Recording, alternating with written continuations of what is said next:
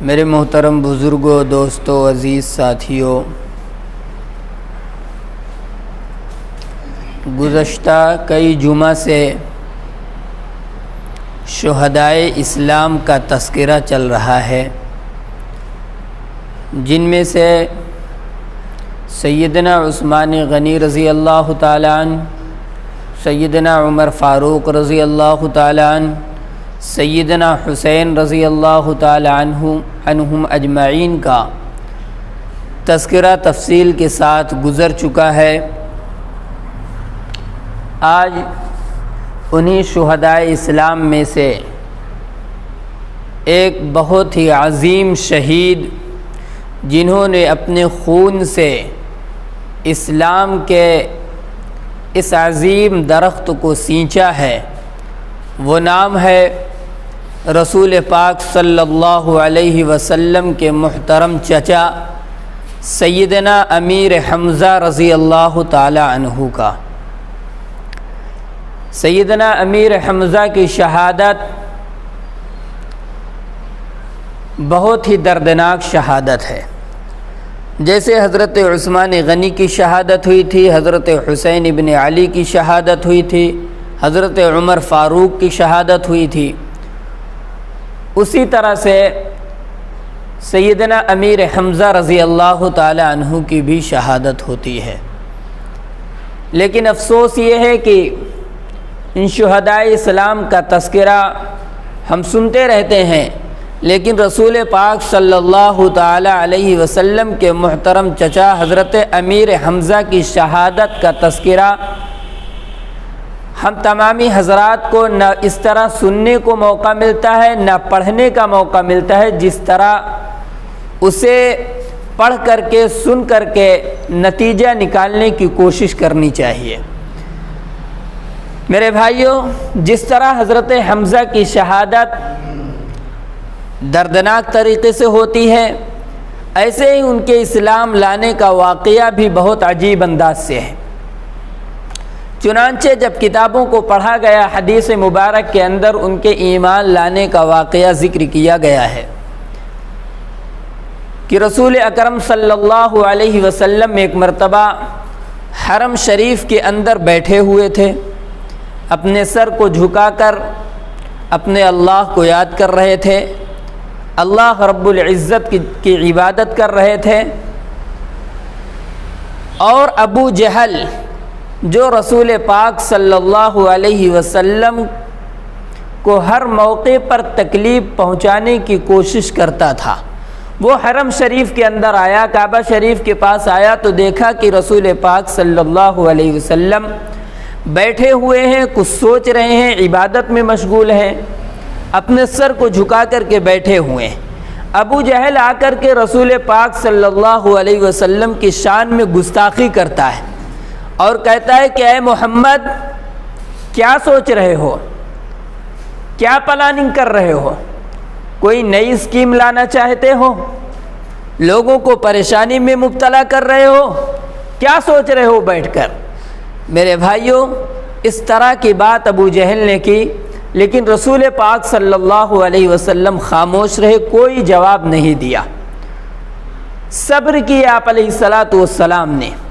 لیکن ابو جہل تو اس موقع کی تلاش میں رہتا تھا کسی طرح نبی کو پریشان کیا جائے۔ اس نے ایک پتھر اٹھایا اور زوردار طریقے سے رسول پاک صلی اللہ علیہ وسلم کے مبارک سر میں کھینچ کر کے مارا۔ میرے بھائیو، حضور کے سر مبارک سے خون بہنے لگا۔ حضور پاک علیہ الصلاۃ والسلام پھر بھی خاموش رہے، کوئی جواب نہیں دیا، کوئی ریئیکشن نہیں دیا۔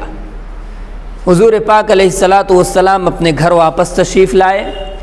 حضرت امیر حمزہ رضی اللہ تعالی عنہ، ان کا کوئی کام نہیں تھا، صرف ایک مشغلہ تھا، ایک کام کرتے تھے بہت دلچسپی کے ساتھ۔ مکہ میں کیا ہو رہا ہے، کون کیا کر رہا ہے، حضور کی تعلیم کیا ہے، پیغمبر نے اپنی نبوت کا اعلان کیا ہے، کیا کر رہے ہیں، کچھ معلوم نہیں تھا، کچھ خبر نہیں تھا۔ صبح ہوتی تھی شکار کے لیے چلے جاتے تھے، شام کو شکار سے واپس آیا کرتے تھے۔ صرف یہی ایک کام تھا حضرت حمزہ رضی اللہ تعالی عنہ کا کسی سے کوئی مطلب، شکار کے بہت شوقین تھے۔ میرے بھائیوں، جس دن ابو جہل نے رسول پاک صلی اللہ علیہ وسلم کو تکلیف پہنچائی تھی، مارا تھا، حضرت حمزہ رضی اللہ تعالی عنہ جب واپس آئے تو حضرت حمزہ کی جو باندی تھی اس نے حضرت حمزہ سے فرمایا کہ آپ کو کچھ خبر بھی ہے، آپ کو کچھ معلوم بھی ہے؟ آپ صبح نکل جاتے ہیں، شام کو واپس آتے ہیں، مکہ کے چودھری ابو جہل نے تمہارے بھتیجے کو آج حرم شریف کے اندر ان کے سر پر زوردار پتھر سے وار کیا ہے اور انہیں برا بھلا کہا ہے، گالی دی ہے۔ یہ بات پہلی مرتبہ حضرت حمزہ رضی اللہ تعالیٰ عنہ کو پتہ چل رہی تھی۔ حضرت حمزہ رضی اللہ تعالیٰ عنہ حضور کے چچا تھے، 11 چچا تھے حضور کے، جن میں سے 2 ایمان لائے تھے، 9 ایسے تھے جنہوں نے حضور پاک علیہ السلام پر ایمان نہیں لائے، صرف 2 چچا تھے جنہوں نے پیغمبر کا کلمہ پڑھ کر کے دامن اسلام سے وابستہ ہوئے۔ ایک سیدنا امیر حمزہ رضی اللہ تعالیٰ عنہ تھے اور دوسرے حضرت عباس رضی اللہ تعالیٰ عنہ۔ 2 صحابی تھے، جو 2 چچا تھے حضور کے، جنہوں نے اسلام قبول کیا تھا۔ ابھی تک حضرت حمزہ ایمان نہیں لائے تھے، اسلام قبول نہیں کیے تھے، جب تک یہ خبر دی گئی کہ آپ کے بھتیجے کو حرم شریف کے اندر مارا گیا ہے، گالی دی گئی ہے۔ حضرت حمزہ شکار کر کے ابھی واپس آئے ہی تھے، اللہ تعالیٰ نے بہت جوش دیا تھا، روب دیا تھا، بہادر تھے، دلیر تھے، فوراً اپنا کمان، اپنی تیر ساتھ میں لی اور لے کر کے روانہ ہو گئے حرم شریف کے پاس، اور گئے تو دیکھا کہ ابو جہل بیٹھا ہوا تھا، جس کمان سے، جس تیر سے شکار کیا کرتے تھے، اسی کمان سے بغیر کسی پرواہ کے سارے لوگوں کے سامنے ابو جہل کے سر پر زوردار اسی کمان سے وار کیا اور گرجدار انداز میں کہا کہ اے ابو جہل، تو کیا سمجھتا ہے کہ میرا بھتیجا اگر یتیم ہے تو لاوارث ہے، کوئی اس کا دیکھ بھال کرنے والا نہیں ہے، بے بس ہے، کوئی اس کا پرسان حال نہیں ہے؟ خبردار یہ مت سمجھنا، آج کے بعد سے حمزہ اس کے ساتھ میں ہے، اور خبردار بری نگاہ اٹھا کر کے میرے بھتیجے کی طرف بھی مت دیکھنا۔ حضرت حمزہ رضی اللہ تعالیٰ عنہ یہ دھمکی دے رہے ہیں، حضور سے محبت تھی، ایمان تو نہیں لائے تھے، ایمان لانے سے پہلے بھی حضرت حمزہ کو حضور سے بہت محبت تھی، اور حضور کو بھی حضرت حمزہ سے بہت محبت تھی۔ ایمان لانے کے بعد بھی یہ محبت اور زیادہ بڑھ گئی، حضور پر جان نچھاور کرنے کے لیے ہر وقت تیار رہا کرتے تھے سیدنا امیر حمزہ رضی اللہ تعالی عنہ۔ میرے بھائیوں، مار کر کے ابو جہل کو حضرت حمزہ رضی اللہ تعالی عنہ گھر آئے، حضور پاک علیہ السلام کے پاس گئے اور جا کر کے کہا کہ بھتیجے، ابو جہل نے تمہیں برا بھلا کہا تھا، ابو جہل نے تمہیں مارا تھا، میں نے تمہارا بدلہ لے لیا۔ حضور پاک علیہ السلام خاموش رہے، کچھ نہیں بولے۔ سیدنا امیر حمزہ نے پھر کہا کہ میرے بھتیجے، میں نے تمہارا انتقام ابو جہل سے لے لیا، سارے لوگوں کے سامنے حرم شریف کے اندر اس کے سر پر وار کر کے آیا ہوں، خون بہ رہا ہے، زبردست انداز میں تمہارا بدلہ لے لیا۔ حضور پاک علیہ السلام پھر بھی خاموش رہے، کوئی جواب نہیں دیا۔ تو سیدنا امیر حمزہ فرما رہے ہیں کہ میرے بھتیجے، کیا تم میرے اس کام سے راضی نہیں ہو؟ میرے اس کام سے تم خوش نہیں ہو؟ میں نے ابو جہل کو مار کر کے تمہارا بدلہ لے لیا جو اس نے تمہیں مارا تھا۔ رسول پاک صلی اللہ علیہ وسلم کی جو صفت تھی، اللہ رب العزت نے حضور کو رحمت للعالمین بنا کر کے بھیجا تھا، یہ صفت حضور کی ہر وقت رحمت کی صفت عام رہا کرتی تھی، ابھری ہوئی رہا کرتی تھی۔ حضور پاک علیہ السلام نے اپنے محترم چچا سے جواب دیا کہ محترم چچا، آپ یہ کہہ رہے ہیں کہ آپ ابو جہل کو مار کر کے آ رہے ہیں؟ چچا جان، مجھے تو حقیقی خوشی اس وقت نصیب ہوگی، حقیقی خوشی اس وقت نصیب ہوگی جب آپ کلمہ پڑھ کر کے دین کے اندر داخل ہو جائیں گے، اللہ کو ماننے والے ہو جائیں گے۔ اور رہی یہ بات جو آپ یہ کہہ رہے ہیں کہ میں نے ابو جہل سے بدلہ لے لیا، انتقام لے لیا، چچا میں اس دنیا کے اندر بدلہ لینے کے لیے نہیں آیا ہوں، انتقام لینے کے لیے نہیں آیا ہوں، اس دنیا کے اندر میں دین کو پھیلانے کے لیے آیا ہوں۔ میرے بھائیوں، رسول پاک صلی اللہ علیہ وسلم نے جب یہ بات کہی، حضرت حمزہ کو بے پناہ حضور سے محبت تھی، भतीजे की जुबान से जब ये कलिमात सुने सैयदना अमीर हमजा ने फौरन रसूलुल्लाह सल्लल्लाहु अलैहि वसल्लम के सामने कलिमा पढ़कर अशहदु अल्ला इलाहा इल्लल्लाह व अशहदु अन्ना मुहम्मदन अब्दुहु व रसूलुहु, ये कलिमा पढ़कर के दीन इस्लाम के अंदर दाखिल हो जाते हैं। मेरे भाइयों, हज़रत हमजा रज़ी अल्लाह ताला अन्हु दीन के अंदर दाखिल होने के बाद हुजूर से मोहब्बत के अंदर और ज़्यादा इजाफा हो गया। दिन ब दिन रोज़ बरोज़ तरक्की होती जा रही थी। हुजूर की ग़ुलामी में आ गए, हुजूर के एक इशारे पर जान निछावर करने के लिए तैयार हो गए। चुनांचे तारीख़ गवाह है, तारीख़ ये बताती है कि रसूल पाक सल्लल्लाहु अलैहि वसल्लम के साथ जितने जंगों के अंदर सैयदना अमीर हमजा रज़ी अल्लाह ताला अन्हु ने शिरकत की है, निहायत ही दिलेरी के साथ, बहादुरी के साथ, जुरात के साथ दुश्मनों का मुकाबला किया और उनकी सफ़ों को चीरते हुए उनको अलग कर दिया। ये पूरी तारीख़ है हज़रत सैयदना अमीर हमजा रज़ी अल्लाह ताला अन्हु की। गालिबन ग़ज़वा बद्र का मौका था। रसूलुल्लाह सल्लल्लाहु अलैहि वसल्लम अपने सहाबा के साथ जंग बद्र के लिए निकलते हैं। तमाम दुश्मनों का बार बार हुजूर पर हमला, मदीने पर हमला, मजबूर होकर हुजूर पाक अलैहिस्सलातु वस्सलाम अपने सहाबा को लेकर मकाम बद्र की तरफ रवाना हो जाते हैं, जिसमें सहाबा किराम की तादाद 313 थी और उधर दुश्मनों की तादाद, पैगंबर के दुश्मनों की तादाद, अबू जहल की तादाद, उन लोगों की तादाद हज़ारों की थी। और रसूल पाक सल्लल्लाहु अलैहि वसल्लम अपने जानिसार सहाबा को लेकर के रवाना हुए। बद्र के मकाम पर पहुँचे। जब जंग छिड़ती है, हज़रत अब्दुर्रहमान बिन औफ रज़ी अल्लाह ताला अन्हु फरमाते हैं कि उस जंग के अंदर मेरी निगाह हज़रत अमीर हमजा रज़ी अल्लाह ताला अन्हु पर पड़ी। मैं देख रहा था जिस तरफ सैयदना अमीर हमजा रवाना हो जाया करते थे, दुश्मनों की फौज में घुस जाया करते थे, तहस नहस कर दिया करते थे, दुश्मनों को ठिकाने लगा दिया करते थे। हज़रत अब्दुर्रहमान बिन औफ फरमाते हैं जंग के बदर के अंदर सैयदना अमीर हमजा की शुजाअत ने वो मुजाहिरा किया, तने तनहा 30 दुश्मन रसूल को अकेले जहन्नम रसीद किए। ये थे सैयदना अमीर हमजा रज़ी अल्लाह ताला अन्हु, निहायत दिलेरी के साथ मुकाबला किए। मेरे भाइयों, इस जंग के अंदर 70 कुफ़ार मक्का, 70 कुरैश मक्का मारे गए, कत्ल किए गए, दुश्मनों के पांव उखड़ गए, वो सब के सब मक्का रवाना हो गए, भाग गए मैदान जंग से। और इस जंग के अंदर सैयदना अमीर हमजा रज़ी अल्लाह ताला अन्हु का बहुत अहम किरदार था।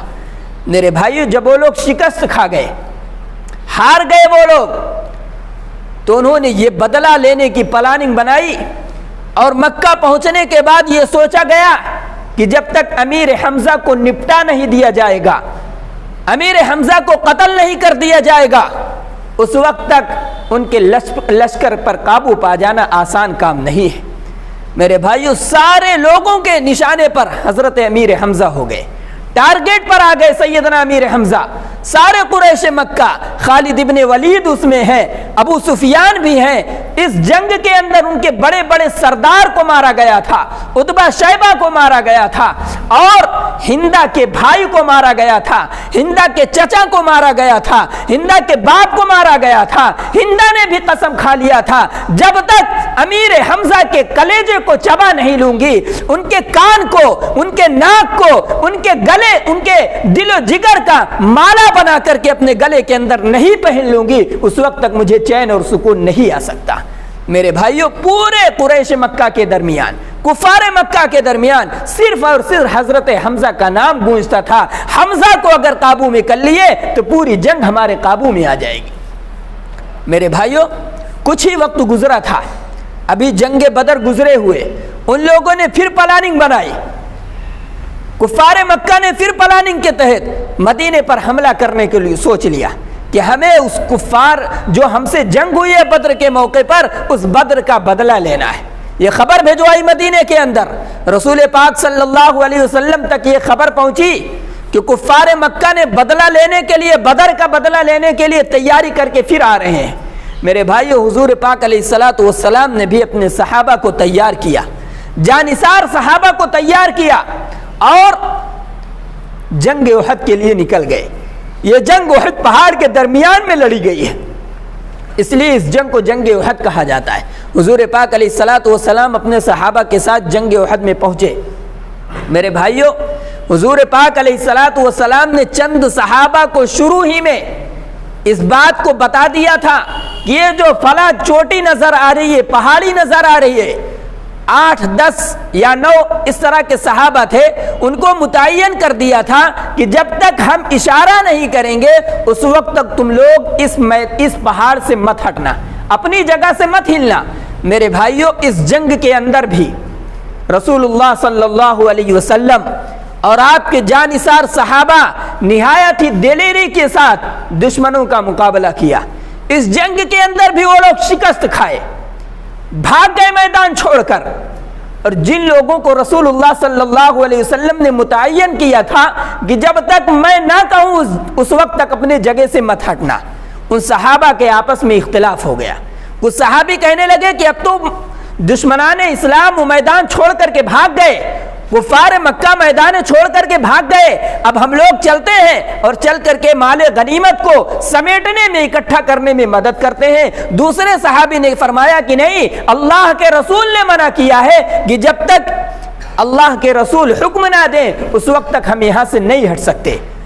تو ان صحابی میں اختلاف ہو گیا۔ کچھ لوگوں نے کہا کہ حضور نے ہمیں حکم دیا تھا جنگ کے وقت تک، اور جنگ ختم ہو گئی، سارے کے سارے کفار مکہ بھاگ گئے میدان چھوڑ کر، ہماری فتح ہو گئی، وہ شکست کھا گئے، لہذا اب ہم چلتے ہیں۔ میرے بھائیوں، جگہ خالی ہو گئی، تمام کے تمام صحابہ آ گئے مال غنیمت کو سمیٹنے کے لیے۔ موقع پا کر کے خالد ابن ولید نے، حضرت ابو سفیان جو اس وقت ایمان نہیں لائے تھے، ان لوگوں نے جب اس جگہ کو خالی پایا، موقع پا کر کے آ کر کے پھر جب تمام کے تمام صحابہ اکٹھے ہو گئے تھے ایک جگہ پر، چاروں طرف سے آ کر کے گھیر لیا۔ اور میرے بھائیوں، اس کے بعد وہ نقصان ہوا کہ بدر کے اندر تمام صحابہ نے 70 کفار مکہ کو جہنم رسید کیا تھا، اور احد کے موقع پر 70 صحابہ کرام کو شہید ہونا پڑا۔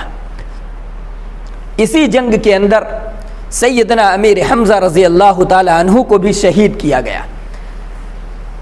70 صحابہ کرام کی شہادت ہوئی۔ حضور پاک علیہ الصلوۃ والسلام نے حکم دیا کہ تمام کے تمام لاشوں کو جمع کیا جائے، دیکھا جائے کہ کون کون لوگ شہید ہوئے۔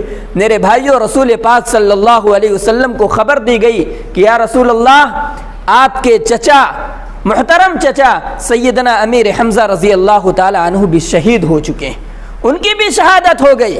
میرے بھائیو، حضور پاک علیہ الصلوۃ والسلام کو جب خبر ملی کہ میرے چچا کو بھی شہید کر دیا گیا، حضور پاک حضرت حمزہ کی لاش کے پاس آئے۔ حضور پاک علیہ الصلوۃ والسلام نے جب اپنی آنکھوں سے اپنے چچا کی لاش کو دیکھا تو میرے بھائیو، حضور کی آنکھوں میں آنسو جاری ہو گئے، اس لیے کہ جب حضور نے دیکھا حضرت حمزہ رضی اللہ تعالی عنہ کے چہرے کو، تو حضرت حمزہ کے ناک کو کاٹ لیا گیا تھا، حضرت حمزہ کی آنکھیں نکال لی گئی تھی، حضرت حمزہ کے ہونٹ کو، لب مبارک کو کاٹ دیا گیا تھا۔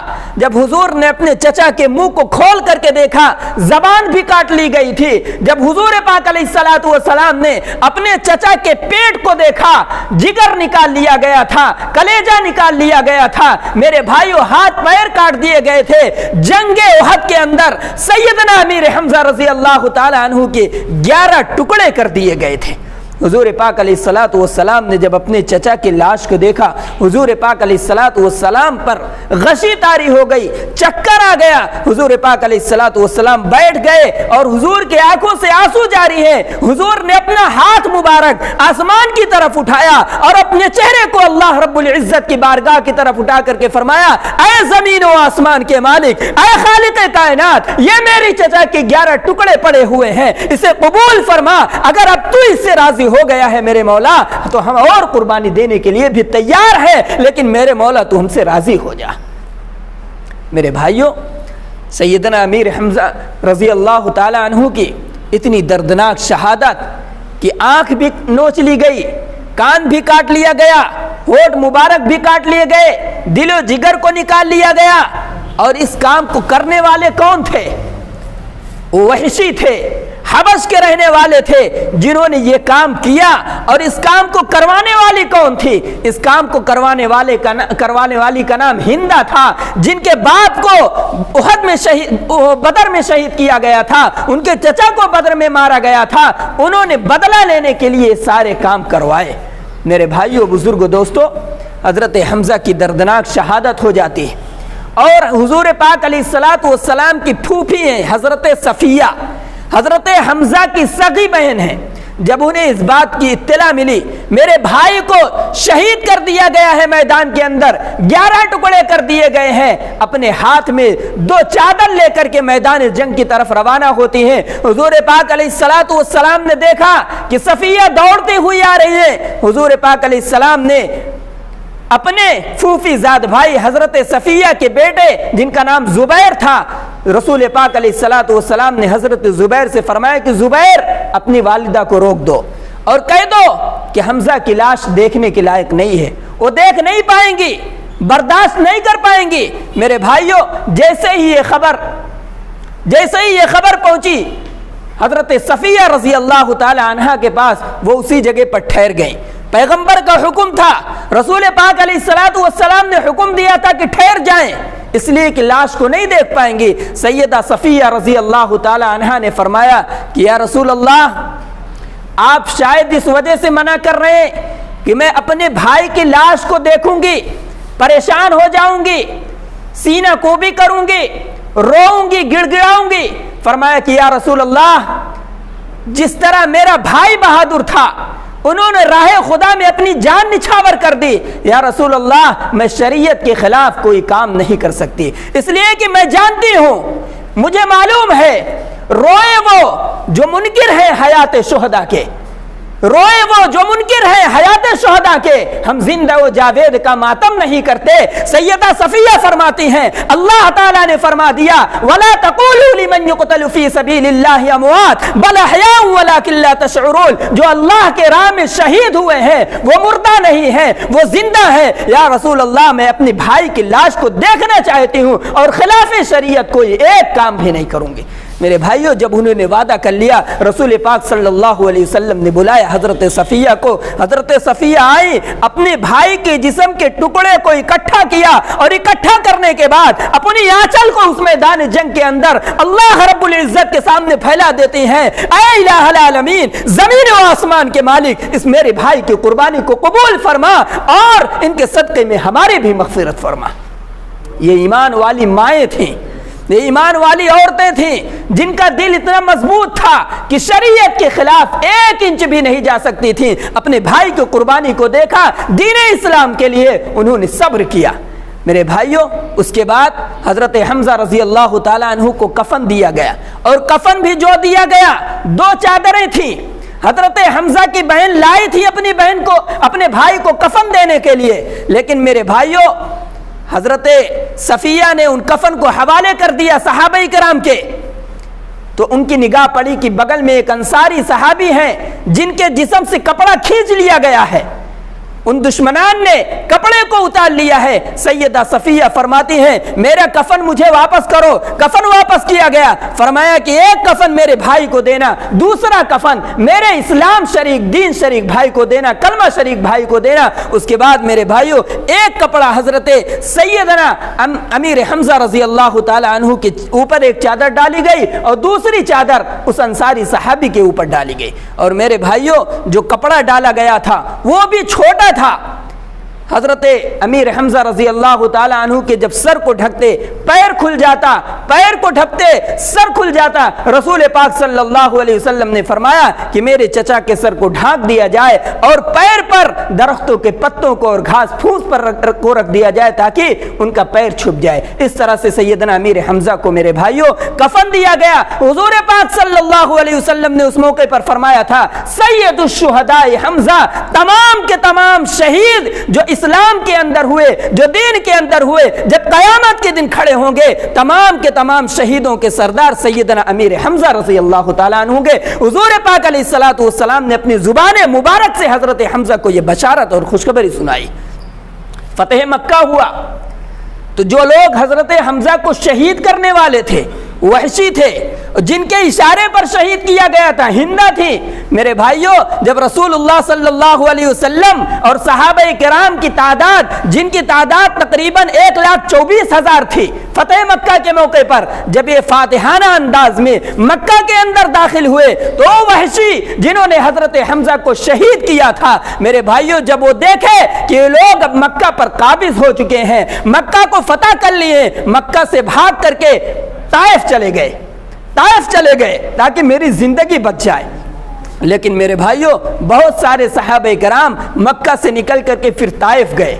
جب انہیں محسوس ہو گیا کہ ہم بچ نہیں سکتے، ہم بچ نہیں پائیں گے، تو میرے بھائیوں انہوں نے تدبیر سوچی، کیوں نہ چل کر کے ہم رسول اللہ صلی اللہ علیہ وسلم کے سامنے سرنڈر کر دیں، حضور کے سامنے چلے جائیں اور جا کر کے اپنی معافی مانگ لیں۔ میرے بھائیوں، حضرت وحشی جو حضرت سیدنا امیر حمزہ کو شہید کیے تھے، بعد میں صحابی رسول بنے، حضور کی خدمت میں حاضر ہوتے ہیں، یا رسول اللہ اشہد ان لا الہ الا اللہ وان محمد رسول اللہ، میں گواہی دیتا ہوں کہ اللہ کے علاوہ کوئی معبود نہیں ہے اور آپ اللہ کے سچے رسول ہیں۔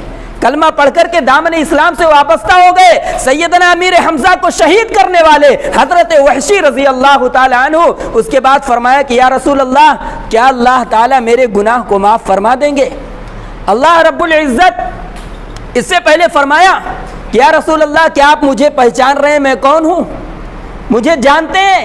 حضور پاک علیہ الصلاۃ والسلام نے فرمایا کہ ہاں پہچان رہا ہوں، بہت اچھی طرح جان رہا ہوں، تم وحشی ہو، میرے شیر چچا کے ٹکڑے کرنے والے تم ہی ہو، میرے شیر چچا کو شہید کرنے والے تم ہی ہو، میں پہچان رہا ہوں۔ اس کے بعد حضرت وحشی نے فرمایا کہ یا رسول اللہ، کیا مجھے معاف کیا جا سکتا ہے؟ میری معافی ہو سکتی ہے؟ رسول پاک صلی اللہ علیہ وسلم نے فرمایا الاسلام یہدم ما کان قبلہ، اسلام لانے سے پہلے جتنے گناہ انسان کرتا ہے، جتنی لغزشیں کرتا ہے، جتنی خطائیں کرتا ہے، اسلام لانے کے بعد اللہ تبارک و تعالی تمام گناہوں کو معاف فرما دیتے ہیں۔ تم صحابی ہو چکے ہو، میرے چہرے کی زیارت کر لیے ہو، مومن ہو چکے ہو، لیکن یاد رکھنا وحشی، تم میری نگاہوں کے سامنے مت پڑنا، تم میرے نگاہوں کے سامنے مت آنا، اس لیے کہ جب بھی میں تمہیں دیکھتا ہوں میرے شیر چچا کی یاد میری آنکھوں میں آ جاتی ہے، ان کا چہرہ میرے آنکھوں کے سامنے گھومنے لگتا ہے،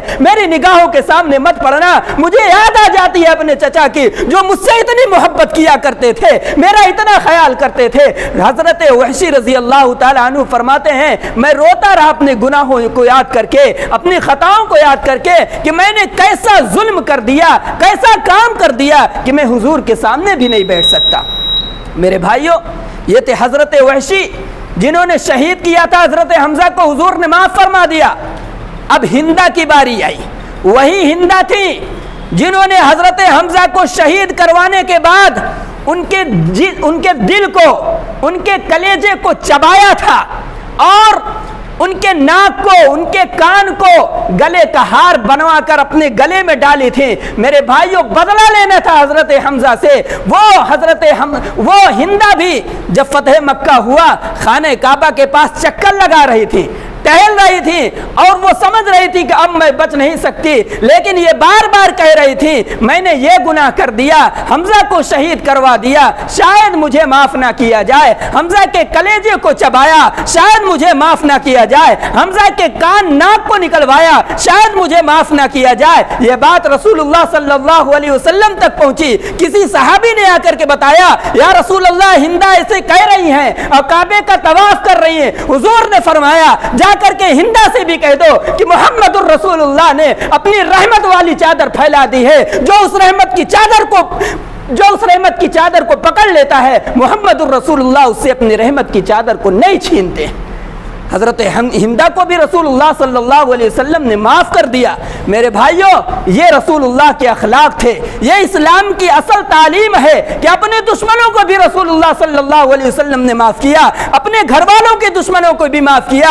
وہ ابو جہل جس نے قدم قدم پر رسول اللہ صلی اللہ علیہ وسلم کی مخالفت کی، ہر موقع پر حضور کو تکلیف پہنچانے کی کوشش کی، پتھر سر پر مارا، تھوکا ہے آپ کے چہرے مبارک پر۔ میرے بھائیوں، آپ کے اوپر اونٹ کی جھڑی رکھنے والا یہی ابو جہل تھا، لیکن میرے بھائیوں جب مکہ فتح ہوا، ابو جہل کا بیٹا اکرمہ جب پتہ چلا کہ محمد الرسول اللہ مکہ فتح کر کے فاتحانہ انداز میں مکہ میں داخل ہو چکے ہیں، اب میری بخشش نہیں ہو سکتی، مجھے بخشا نہیں جائے گا، میرے بھائیوں مکہ کو چھوڑ کر روانہ ہو گئے۔ انہوں نے کہا ملک ہی چھوڑ دیں گے۔ ان کی بیوی ام حکیم رسول اللہ صلی اللہ علیہ وسلم کی خدمت میں حاضر ہوئی اور جا کر کے عرض کیا، یا رسول اللہ میرے شوہر اکرمہ، یہ ابو جہل کی بہو تھی، انہوں نے حضور سے فرمایا کہ یا رسول اللہ میرے شوہر اکرمہ آپ کے ڈر کی وجہ سے مکہ کو چھوڑ کر کے بھاگ گئے، یا رسول اللہ آپ ان کے لیے امن دے دیجئے، ان کی حفاظت کی گارنٹی لے لیجئے،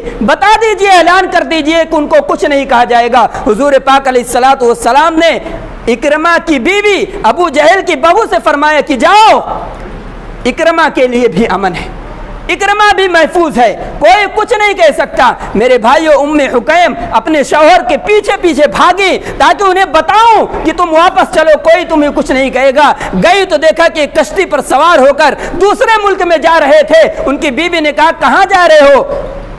تو حضرت اکرمہ نے فرمایا تمہیں معلوم نہیں میں کہاں جا رہا ہوں؟ تم مجھے مروانا چاہتی ہو؟ فرمایا کہ نہیں، مروانا نہیں چاہتی ہوں، میرے ساتھ چلو، رسول اللہ صلی اللہ علیہ وسلم سے تمہاری حفاظت کی ضمانت لے کر کے آئی ہوں۔ ان کو یقین نہیں ہو رہا تھا، انہوں نے کہا سچ بتاؤ، کہیں تم مجھے مروانا تو نہیں چاہتی ہو؟ میرے بھائیوں ان کو یقین دلایا۔ اس کے بعد حضرت اکرمہ رضی اللہ تعالیٰ عنہ جو ابو جہل کے بیٹے تھے، قدم قدم پر رسول اللہ کو تکلیف پہنچائی تھی، واپس آئے۔ جب رسول اللہ صلی اللہ علیہ وسلم کے مکان کے قریب پہنچ گئے تو اکرمہ کی بیوی ام حکیم رسول پاک صلی اللہ علیہ وسلم کے پاس گئی اور جا کر کے اطلاع دی کہ یا رسول اللہ میرے شوہر اکرمہ باہر کھڑے ہیں، آ گئے ہیں۔ حضور پاک علیہ الصلوۃ والسلام نے اپنے صحابہ سے فرمایا کہ میرے صحابہ سنو، ابو جہل کا بیٹا اکرمہ آ گیا ہے، اکرمہ کے سامنے کبھی ابو جہل کی برائی مت کرنا، اس لیے کہ ان کے باپ ہیں، ان کو تکلیف ہوگی۔ میرے بھائیوں یہ تعلیم رسول اللہ صلی اللہ علیہ وسلم نے اپنے صحابہ کو دی۔